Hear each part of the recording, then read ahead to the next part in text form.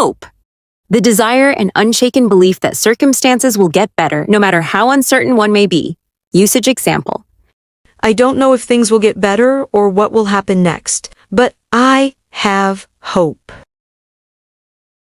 Hope. It's very difficult to know what hope really is.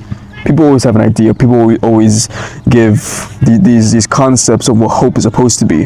But a lot of the time, we don't know what that is. I can't write on my thing this time, and I couldn't be at the gym either because there's too many people and it was too loud. And I feel as if maybe this topic needed a little more focus. So I brought my notebook. I got this on Walmart. It's pretty sick.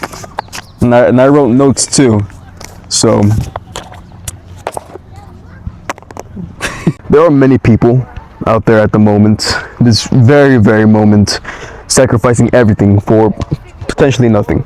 That's for what it seems so far. And when that's the reality of things, the question just comes up of, okay, what am I even fighting for? What is this going to do for me? How is it going to benefit me? If that even a question that you ask yourself, because a lot of the time, the answer is pretty clear. It won't benefit me. It's not going to allow me to become whatever I need to become because it's not for me.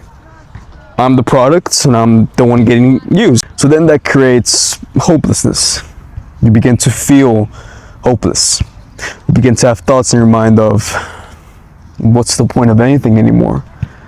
Why should I even bother? Why should I continue with whatever there is that needs to be continued, because there's nothing to continue with. It's pretty much it. Wah! Wah! Wah!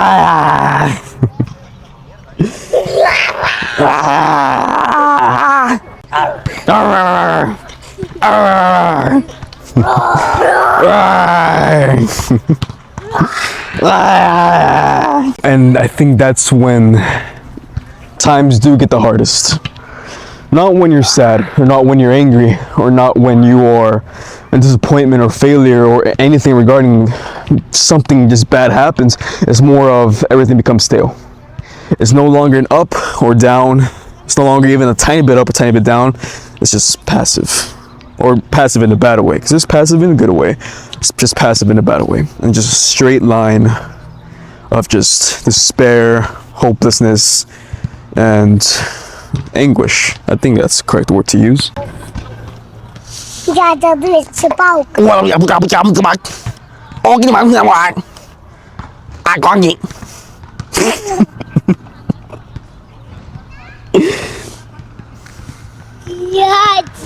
Thank you. Thank you.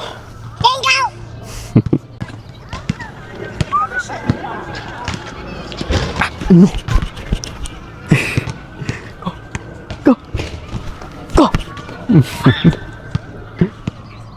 So when you reach that point, you are brought to two options, and a lot of the time you cannot think of the second option because the first option is just so strong and so prevalent in your mind. It just keeps on coming back over and over and over again.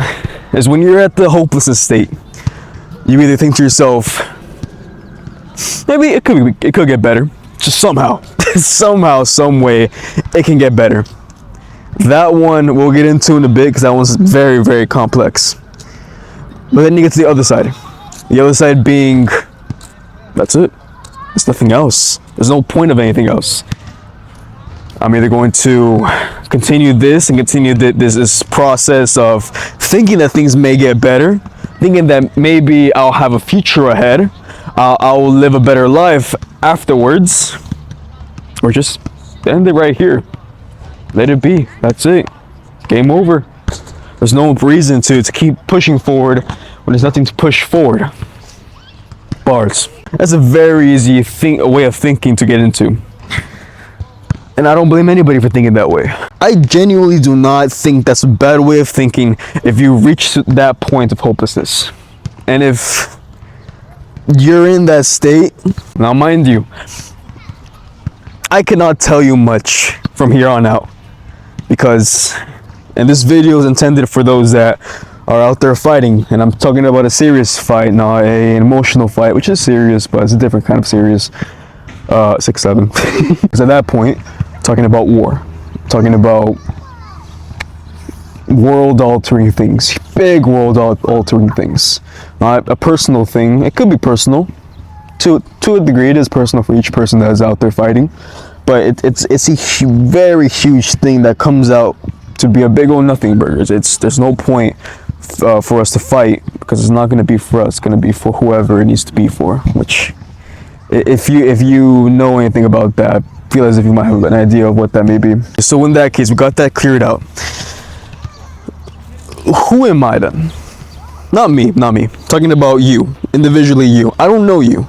Chances are, I may never know you. I would like to know you someday, whoever you are I'm speaking to currently. But chances are, I don't know you. Chances are, I'll never meet you, and I'll never know you. So who am I to even give any sort of contribution or some sort of words to anybody that's out there fighting a real battle, fighting something that's farther than anything that I can even comprehend at the moment? And to that, very, very valid criticism. And now I won't bring that down one bit. If that's a reason why you should shut me down immediately, no problem. I 100% understand, and I'd probably side with you if I were you, not me, because I'm me. But I can say one thing. I can absolutely say one thing, is that this one's cliche. We're all human. We all know this. We're all human. Most of us are human. I hope we're all human. Where's my pen? Whoa, sand in here. We're all human. We all have desires. We all have wishes. We all have dreams. Some could be very, very big, and some could be very, very simple. Regardless, we're all in that kind of position. No matter ethnicity, no matter gender, no matter anything at all. That's who you are, and never deny that. Never believe that you're something beneath that, or even above that as well. You're a person. I'm a person. We both feel. We both think in a kind of a similar way sometimes. We're just people. We're just humans. So that also means, oh, there's my pen. Huh. So what that also means is that you have a spirit. Whether you believe in the afterlife or not, I encourage you to believe in that in your own way. Figure it out and make sure that it's the correct way.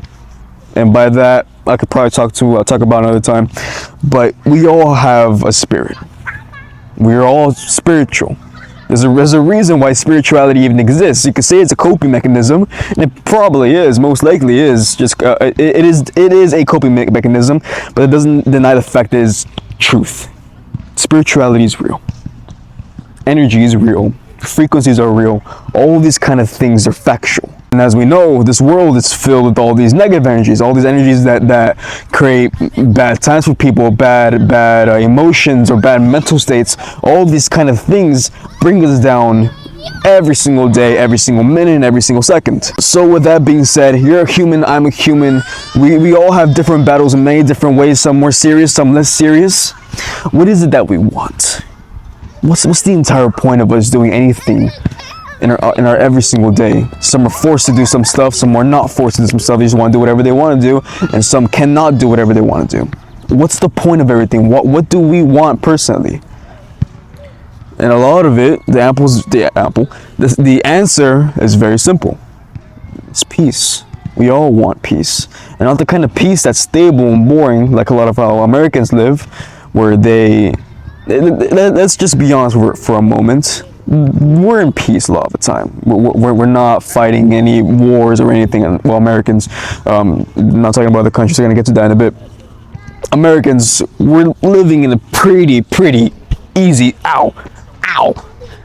pretty territory so far. I don't know what's going to happen in the future. The difference between us and a lot of different areas, a lot of different countries, is that our peace is not genuine peace. It's a very, very ugly kind of peace where I cannot describe it right now because I need to think about it a little more. But if I were to choose a peaceful life, and I mean if every country, let me try to think of it correctly. If I could choose a peaceful life in any country, meaning that if I were to go to a country, I'll guarantee to live a peaceful life there, I don't think I'd be in America.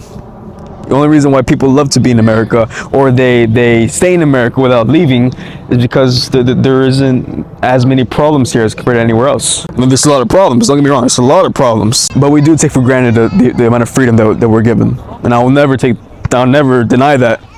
Ever. Ladybug. It's a ladybug right there. Oh my gosh. Hey, ladybug. Anyways. But then there's the other kind of peace. The peace that I believe every single person should genuinely strive for.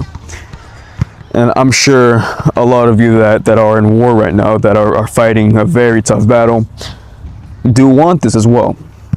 Is family, is friends, is loved ones, is the ability to go home without having to worry about, am I going to live tomorrow?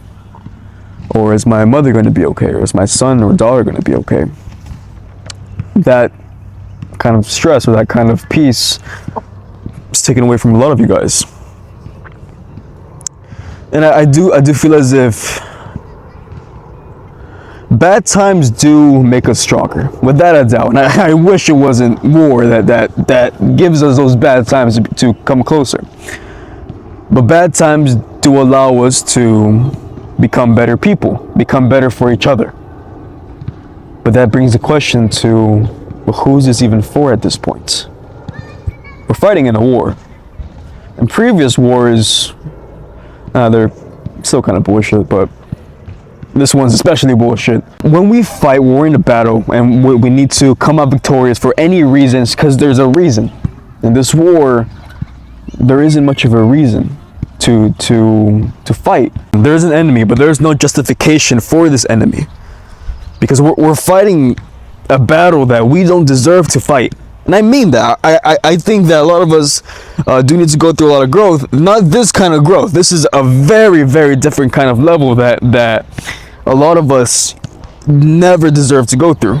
So let's go back for a moment. Hopelessness. So with all of that in mind, all of that being said, I want to just say just one thing, coming from someone that's living in America in a freaking park, talking to babies. Wait, no. If you're out there and you're fighting like hell, and it's harder every single day to keep on fighting, because then again, who are you fighting for? What's the point of fighting anymore?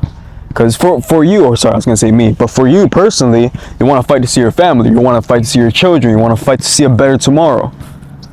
But at this point, it doesn't seem like there is going to be a better tomorrow. That's just me being truthful. I would love to tell you that, yeah, everything's going to be okay. We're going to have amazing children. We're going to have an amazing family and loved ones and everything regarding that. But chances are it's not going to be the case. I don't know what's going to happen. I don't know what's going to happen next. I don't know what's going to happen tomorrow. But does that mean we should lose hope? Does that mean that we should lay flat in the ground and be submissive to anything that comes our way? Absolutely not. Does that mean we should fight for something that we don't even know what we're fighting for? Absolutely not as well. Because we do need direction. To fight without direction, I always encourage the idea to go forward blind.